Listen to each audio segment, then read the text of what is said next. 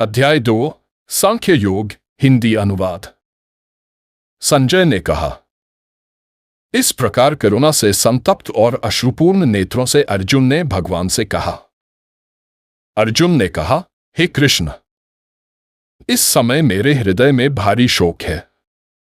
मुझे यह युद्ध करने में कोई आनंद नहीं दिखता। मैं इस युद्ध के परिणाम से भयभीत हूं और अपने स्वजनों के वध से उत्पन्न होने वाले पाप से डर रहा हूं। हे माधव, मैं अपने गुरुजनों, पिताओं और पुत्रों को मारकर क्या सुख प्राप्त करूंगा? मुझे इस समय कुछ भी समझ में नहीं आ रहा है। कृपया मुझे मार्गदर्शन करें। मैं आपका शिष्य हूं। मुझे धर्म का सही मार्ग दिखाइए। मेरी सभी इंद्रियां मुझसे विमुख हो चुकी हैं। मुझे क्या करना चाहिए? कृपया मुझे बताइए। संजय ने कहा। अर्जुन इस प्रकार करुणा से संतप्त होकर बैठ गया।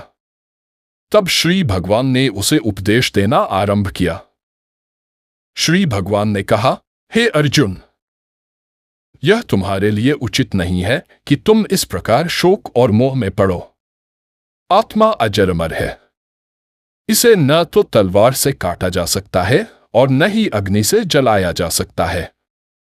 आत्मा न जन्म लेती है न मरती है।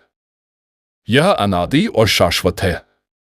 इसलिए हे अर्जुन, तू शोक मत कर। जीवन में सुख और दुख एक समान है। इसे समझकर तू अपने धर्म का पालन कर।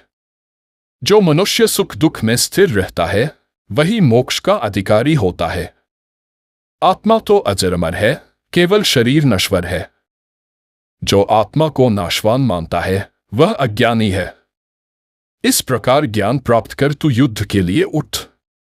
धर्म का पालन करना ही योद्धा का परम कर्तव्य है। यदि तू धर्म के मार्ग पर चलता है तो तुझे कभी पाप नहीं लगेगा। तू कर्म कर, परंतु फल की चिंता मत कर। कर्मयोग का यही सिद्धांत है। इस प्रकार श्री भगवान ने अर्जुन को जीवन और धर्म का मर्म समझाया।